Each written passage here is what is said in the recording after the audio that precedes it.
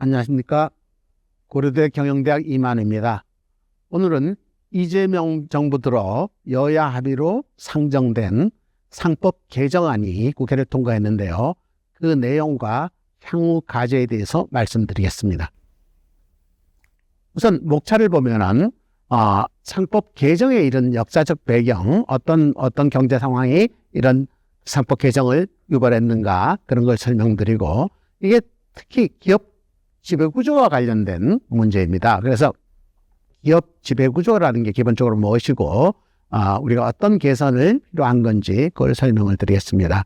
그리고 세 번째는 국회에서 이번에 의결된 주요 개정 내용을 설명드리고, 네 번째는 앞으로 추가적으로 논의가 예상되는 자기주식 매각과 관련된 사항을 설명드리겠습니다.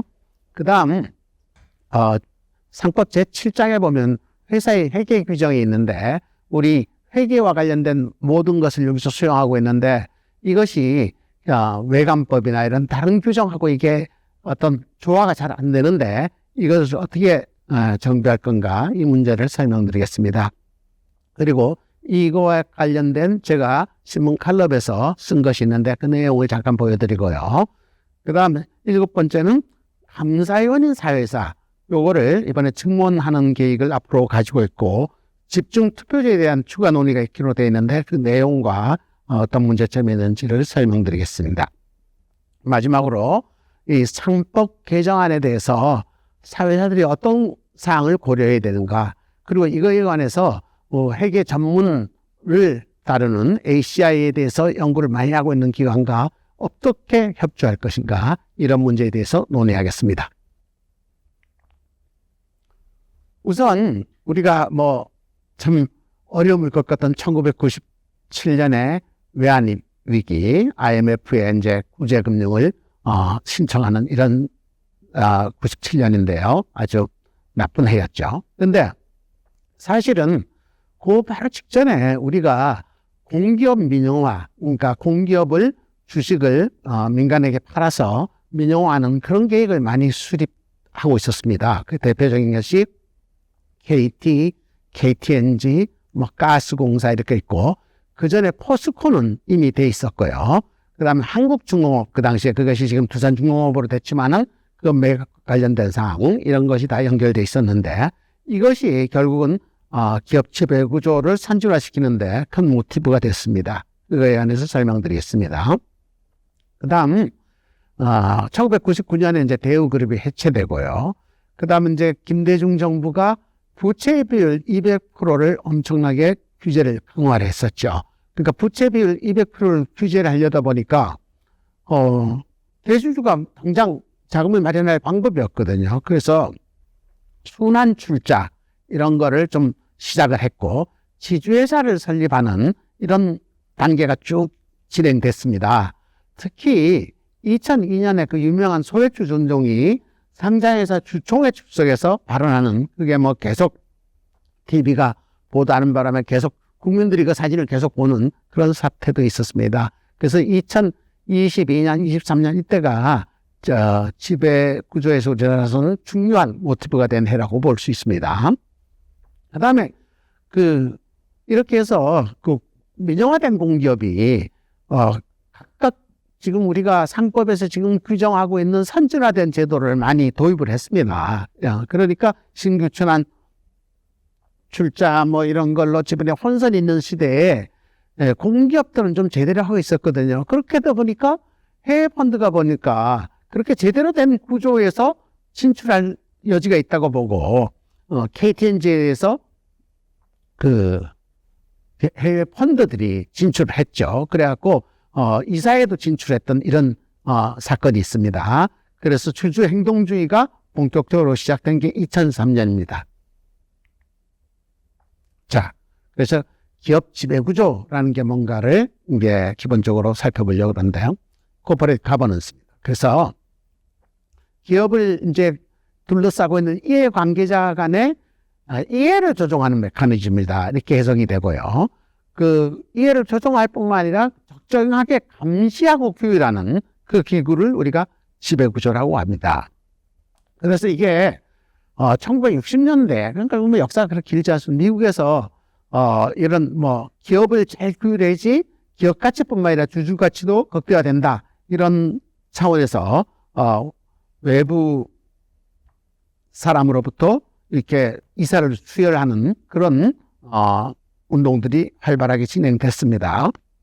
그런데 우리는 아까 말씀드렸듯이 97년 외환위기 이후, 그래서 90년 이후에 우리가 진행됐는데 우리하고 속도가 거의 비슷하게 진행된 것이 유럽과 일본이라고 볼 수 있습니다. 그러니까 거의 우리의 역사도 상당히 길죠.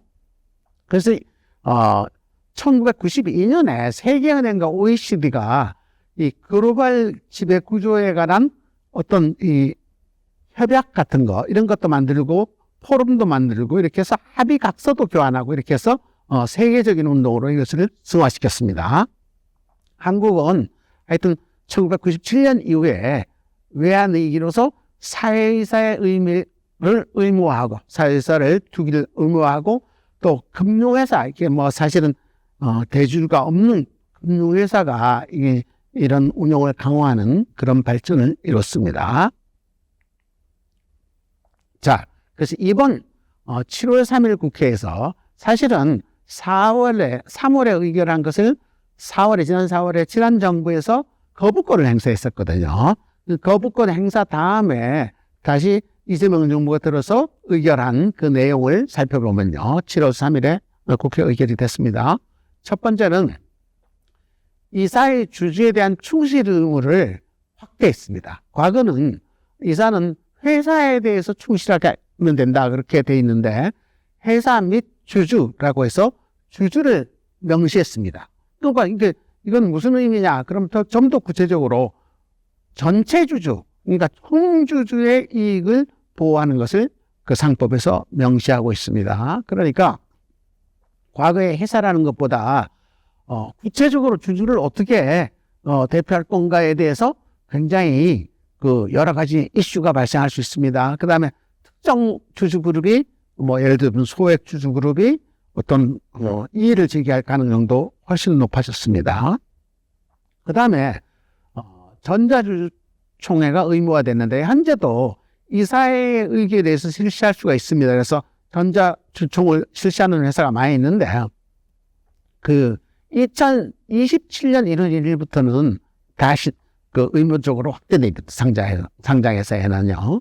그래서 전자주총이 의무화가 되면 일단 참여 안 하던 소액 주주들도 많이 참여할 거라. 그러니까 주주의 참여도가 높아져서 옛날에는 대주주가 다 의결하던 것이 상당히 이제 주주 전체의 동의를 구하는 이런 절차가 일반화되는 그런 개선점이 있겠습니다. 그 다음에 사회이사란 이름을 독립이사라고 변경을 했습니다. 상장회사에서는 독립이사라고 이름을 쓰겠다 이렇게 호칭을 변경을 했습니다. 사실은 사회이사는 미국에서 시작될 때는 이게 인디펜던트 디렉터였거든요. 인디펜던트 디렉터라는 자체가 그 대주주로부터 독립됐다 이런 상황으로 되어 있는데 우리는 사내이사, 사회이사 이렇게 구분하기 위해서 사회이사라 그랬습니다. 사내이사에 대립되는 단어로. 그러니까 사회이사라는 이름이 사회이사가 밖에 있는 것도 아니라 회사 내에서 가서 이사회를 하지 않습니까? 그러니까 미스노머죠. 그러니까 이게 용어 선택이 참 적절치 않았습니다. 근데 이걸 이제 독립이사로 변경을 한다. 그런데 비상장 회사라는 건 독립이사가 없는 데도 있기 때문에 거기는 만약에 거기에서 일부 사회이사를 쓰면은 사회이사라는 이름을 쓸 수도 있도록 이렇게 해놨습니다. 그런데 이 사회이사의 의무 선임 비율을 4분의 1에서 3분의 1로 늘렸습니다. 과거에는 그러니까 사회이사 1분과 사내이사 3분 이렇게 해서 4명의 이사회를 할 수 있었는데 이제는 1분, 2분 이렇게 해서 3명을 이사를 하든지 아니면은 적어도 사회이사가 2분 이상 돼야지만이 6인 이사회를 구성할 수 있도록 이렇게 개정이 됐습니다. 자, 그런데 자산 규모 2조 원 이상의 회사는 사회이사 수가 사내이사보다 많아야 됩니다. 그러니까 당연히 이 비율은 무조건 적용돼야 되고 사회이사가 더 많도록 해야 된다. 그래서 지금 많은 회사들이 사회이사 3명을 둔 것은 사내이사 2분에서 5인 이사고요. 사회이사 4명을 두면서 사내이사 3분을 두는 이런 구성으로 많이 되어 있습니다. 자, 그래서 기본적으로 사회이사는 3분의 1 이상을 주도록 이렇게 승인 조정을 했습니다. 그 다음에 감사위원이 되는 겸임 많은 사회이사 선임 해임 시에는 의결권을 제한하는데, 옛날에는 대주주 개인의 의결권을 제한하면서 특수관계인을 따로따로 했습니다. 근데 이걸 대주주와 특수관계인을, 최대주주와 특수관계인 지분을 통합을 해서 그쪽 지분 전체를 합해서 3%밖에 적용할 수 없도록 이렇게 만들어 놨습니다. 현재로는 상법은 현재까지 개정하는 감사위원 사회이사를 1인 이상 선임하도록 되어 있습니다. 그래서 정관에서 2인으로 선임하게끔 정하지 않으면 1인만 선임하도록 되는데, 요거를 이제 앞으로 추후에 좀 느리는 어떤 작업도 하겠다는 것이 지금 국회에 합의된 내용으로 보입니다. 자, 그래서 추가적으로 논의되는 장기주식 매각에 관한 사항, 이건 지금 아직도 상법에 규정되어 있지는 않지만 개정상법에 앞으로 이걸 더 논의하겠다는 것이 민주당, 여당인 민주당의 입장입니다. 민주당은 감사위원인 사회이사를 분리 선출하는 현재는 한 명인데 요거를 더 느리겠다, 이런 거와 그다음에 집중투표제를 좀 강화하겠다, 실시하겠다. 현재도 집중투표제는 정관에서 정하면 할 수 있습니다, 회사별로. 그래서 예를 들면 KT인지 이런 걸 하고 있지 않습니까? 근데 요거를 상법이 정하도록, 정관과 상관없이 이런 거를 개정하겠다는 것이 민주당의 입장입니다. 그 다음에 지금 기업들이 자기 주식을 많이 보유하고 있는데, 이것을 소각의 의무 자체를 상법에서 정하도록 이렇게 개정할 방침까지 지금 밝히고 있습니다. 자, 그래서 자기 주식을 소각을 의무하면은 이건 결국은 이제 주주하는 중에서 총이익이 보호된다, 이런 취지로 이해될 수가 있겠습니다.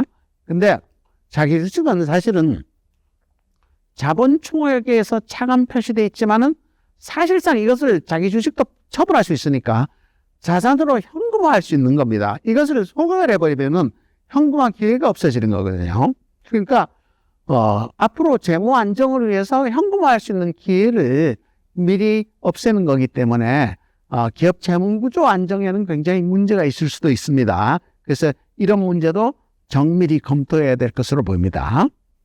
특히 무상주를 이제 자기 주식을 무상 소각을 하면은 결국 이제 부채 비율에 영향을 미치고 여러 가지 문제도 있기 때문에 기업들의 존속의 위험 요인이 될 수 있다는 주장도 있으니까 이런 주장도 면밀히 같이 검토해야 된다고 생각됩니다. 자, 우리 상법에 이번에는 논의가 안 됐지만은 올해 회계업계에서의 시급한 과제라고 계속 주장했던 것이 상법 제7장 회사의 회계 규정입니다. 과거에는 이걸 계산 규정이라고 그랬는데요. 지금 이제 회사의 회계 규정이 이렇게 돼 있는데, 여기에 보면은 대차대조표라는 용어가 사용되고 있습니다. 근데 이 대차대조표는 옛날에 회계 초기에 밸런스시트라고 해서 그렇게 쓰던 용어였는데, 국제적으로 이 밸런스시트라는 이름은 다 없어지고 Statement of Financial Position이라는 이름을 쓰거든요. 근데 이 Statement of Financial Position이라는 이름에서는 이게 대차대조표라고 해석될 여지가 하나도 없거든요. 그래서 이걸 재무상태표라고 우리가 쓰고 있는데, 회계 기준에 또 그렇게 다 쓰고 있는데, 상법은 이걸 대차대조표라고 용어를 쓰고 있습니다. 그래서 주식회사 외부감사에 관한 법률, 여기서는 보면은 이게 답답해요. 회사들이 다 재무상태표라고 쓰는데 상법이 이렇게 돼 있으니까. 그래서 외감법이 용어 정의를 하면서 재무상태표라고 쓰면서 요거는 상법 447조에서 대차대조표라고 얘기한 그걸 말한다, 이렇게 여기다가 명시를 해놨습니다. 그러니까 이게 특별법에서는 아예 대차대조표를 재무상태표라고 써버렸는데, 상법이 아직도 대차대조표라는 명칭을 쓰고 있으니까 굉장히 어색한 상황입니다. 요거에 관한 어떤 개선 방안이 시급히 마련돼야 될 것으로 보입니다. 자, 그 다음에 또 특히 이게 상법 449조 3항에는 이 이사가 총회 승인을 받은 뭐 대차대조표 등 결산 서류를 중에서 대차대조표를 공고해야 한다 그래서 의무화 시켜놨습니다. 그러니까 상법에는 대차대조표라고 돼 있지만 회사들은 많은 회사가 재무상태표를 작성한 거예요. 그 동시에 의무를 또 상법은 대차대조표를 공시하라 이렇게 의무화 시켜놨거든요. 그러니까 이름을 재무상태표로 한 회사들은 뭐 그래도 그냥 재무상태표로 공시를 합니다. 공고를 해도 이건 뭐 대차대표 공고라고 이해를 하고 있는 거죠. 그러니까 이거에 대해서 또 겁나는 회사들은 공고문에 재무상태표가 가로 열고 대차대조표 이렇게 쓰는 공고도 있습니다. 그게 참 상당히 우스운 상황이죠. 그래서 예를 들어서 뭐 동일한 그룹, 대기업 그룹에서도 어떤 회사는 재무상태표를 어쨌든 대차대조표를 쓰고 자기네끼리가 일치하지 않는 회사도 있습니다. 그래서 이거를 어쨌든 상법이 전향적으로 대차대조표를 재무상태표로 명칭을 바꾸는 것이 국제조류도 맞고 외관법의 일치도 맞고 그다음에 공고문에도 맞고 이런 상태이기 때문에 공고를 참 정비가 취급하다 이렇게 보겠습니다. 그래서 제가 사실은 4월에 이 칼럼을 썼는데 이 칼럼은 그 당시에 이제 대선도 있는데 대선 전에 여야가 이거에 대해서 상법 개정에 대해서 굉장히 논의가 많기 때문에 이렇게 하지 말고 아예 다음 대통령 주도로 이 상법을 개정해야 된다. 그런 내용의 칼럼을 문화일보에 기재하면서 그 뒤에 특히 우리 이 대차대조표라는 이름을 포함해서 회계 규정 이거 좀 제발 좀 정비해달라 이렇게 또 칼럼을 썼습니다. 그런데 이번 개정안에 이게 반영이 안 됐기 때문에 다음번에는 꼭 좀 반영이 돼야 된다고 생각됩니다. 자, 그 다음에 여야 합의간에 그러니까 국민의힘이 이 논의를 하게 상정 조건으로 감사위원회 사회 증언과 집중 투표제는 좀 더 논의하자 공청회라 이걸 주장을 했고 민주당이 이걸 받아들여서 이번에는 이걸 제외시키고 상법 개정안을 발의해서 통과를 시켰거든요. 그러니까 이게 또 공청회나 이런 것이 개정될 사항입니다. 그래서 이 논의를 상 보면 현재는 사회이사 중에서 감사위원을 겸임하는 사회이사를 1명 이상 별도로 선출하도록 돼 있는데 이 숫자를 2명이나 또는 전체 사회에서 하는 모든 사람으로 좀 확대하는 것 이런 것이 논의가 될 예정입니다. 이거는 감사위원 옛날에 감사를 이렇게 어떤 의결권을 제안해서 뽑았거든요. 그것을 감사위원도 감사니까 그걸 그렇게 뽑아야 된다는 주장이기 때문에 이거에 대해서는 좀 더 신중하게 검토해야 된다고 봅니다. 그래서 감사위원인 사회사를 분리 선출해서 최대 주주의 지분율을 제한하고 3%로 제한하고 뽑으면은 감사위원의 독립성이 개선될 것이다. 그런데 이 감사위원의 역할도 강조될 것이다. 그런데 문제는 이 감사위원이 사회사를 겸임하기 때문에 이사회 구성에 있어서 최대 주주가 과반수를 확보한 데는 상당히 문제가 있을 것이다. 그런 이런 문제, 보유 지분이 3%로 제한되면은 이게 또 문제가 아무리 지분이 많아도 3%로 제한되니까 최대 주주의 특수관계 지분이 뭐 한 10% 이렇게밖에 안 되는 데는 큰 문제가 없습니다. 근데 이게 최대 주주가 지분을 많이 가지고 있을수록 더 자기가 선인권 행사가 하는데 불리해질 상황이거든요. 그러니까 이게 좀 어떤 면으로 생각하면은 좀 과도한 규제가 아닌가 하는 그런 비판이 계속 제기도 있었거든요. 그러니까 그거를 잘 좀 반영해서 우리가 새로 개정안을 마련해야 된다고 봅니다. 자, 그래서 이제 집중투표제에 있어서 소수주주 그룹이 대표하는 사람이 감사위원으로 들어오면은 이게 감사 강화는 되겠지만은 이사의 결의의 신속성이나 비밀 보장 이런 것이 좀 요즘 이제 경영의사결정은 굉장히 빨리 해야 되지 않습니까? 긴급하게. 그게 참 문제가 되고 또 그다음에 주주그룹이 또 다른 목적으로 반대를 해서 회사의 전체 주주의 이익에 해하는 결의가 될 가능성 그런 것도 있기 때문에 굉장히 주의를 원하는 사항이라고 보입니다. 집중투표제는 자기가 그러니까 이사를 10명을 선출하는 경우에는 10% 지분만 가진 사람도 한 명을 뽑을 수 있도록 이렇게 하자는 거. 현재로서는 이사 하나하나 놓고 과반수 통과를 하게 되면은 최대 주주가 다 뽑을 수밖에 없기 때문에 그런 어떤 자기 보유 주식 지분 비율로 의결권을 행사하자는 것이 집중투표제입니다. 그 상당히 일리가 있는 투표제인데요. 이렇게 해서 일부 회사들은 정부안에서 넣어서 채택을 하고 있습니다. 근데 이 집중투표제의 문제는 그러니까 이사 총수가 집중투표제를 채택한 회사의 소수주 그룹들은 이사를 참 늘리려고 합니다. 30명 이렇게 하자. 그럼 30명이면 3% 있어도 한 명을 할 수 있지 않습니까?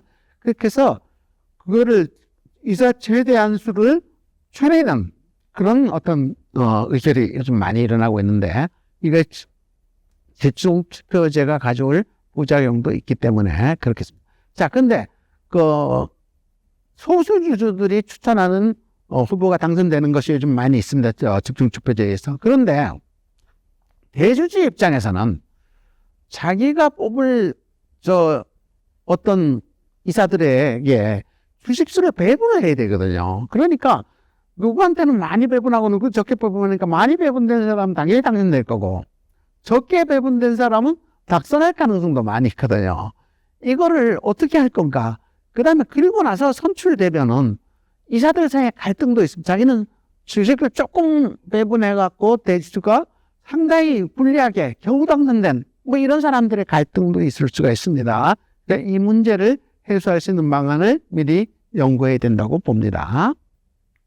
자, 그래서 상법 개정안이 지금 통과됐고 앞으로도 집중투표제 또는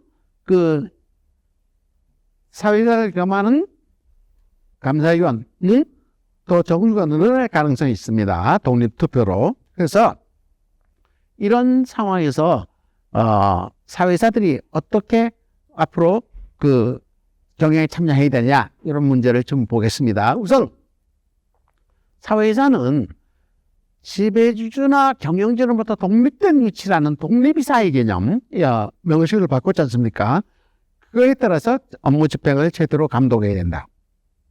특히 일반 주주의 이익의 침해가 가능성이 있는지를 면밀히 검토해야 됩니다. 왜냐하면 이제 배임 문제도 발생할 수 있거든요. 이사 자체가. 그래서 이럴 수 있는 사건들, 예를 들면 합병, 분할, 주식 교환, 자산을 팔거나 또 자산을 사는 것도 이게 문제거든요. 여기에 대해서 어떤 특정 주주가 이런 거래에서 이익을 볼 가능성이 있는가? 이것을 전체 주주 입장에서 면밀히 검토해야 될 의무를 이사회가 지겠습니다. 그 다음에 지배주주와 일반 주주 간의 이익 상충 문제가 계속 발생할 수 있는데요. 이익 상충을 어떻게 해소할 건지 이거에 초점을 맞춘 내용들을 많이 검토를 해야 된다고 볼 수 있습니다. 그래서 이사들이 이제 좀 더 많이 공부도 좀 하고 해야 될 텐데 이거에 대해서 전문기관의 자문을 구해야 된다고 보입니다. 그래서 삼성 KPMG는 ACI를 옛날부터 10년 전부터 운영을 해서 이거에 대해서 연구를 하고 있기 때문에 이런 연구 역량이 있는 기관을 활용하는 방법도 이사님들이 검토를 해야 된다고 봅니다. 그다음에 이사회에서 이제 결론을 낼 때 과거에는 회의록을 그렇게 정밀하게 쓰진 않았지만은 이 회의록을 앞으로는 굉장히 정밀하게 기록을 해야 된다고 봅니다. 왜냐하면 앞으로 이게 전체 주주의 이익을 완전히 같이 고려했느냐를 하려면은 회의록으로 입증을 해야 되거든요. 그래서 회의록을 작성해서 보존하는 그런 거에 대해서도 좀 더 주의를 기울여야 된다고 봅니다. 자, 지금까지 쭉 우리가 상법 개정안과 이사님들이 각각 독립이사로서 어떻게 대처를 해야 되는가를 검토해 봤습니다. 특히 어떤 이거에 관해서 많은 연구를 한 기구들, 삼성 KPMG의 ACI 같은 기구들을 좀 잘 활용하셔서 이사님들이 개정상법의 취지에 맞고 회사 전체 주주를 보호하는 그 회사의 발전을 이끄는 이런 결의를 계속해서 회사를 발전을 이끌어 주시기를 기대하면서 오늘 이 강의를 마치려고 합니다. 감사합니다.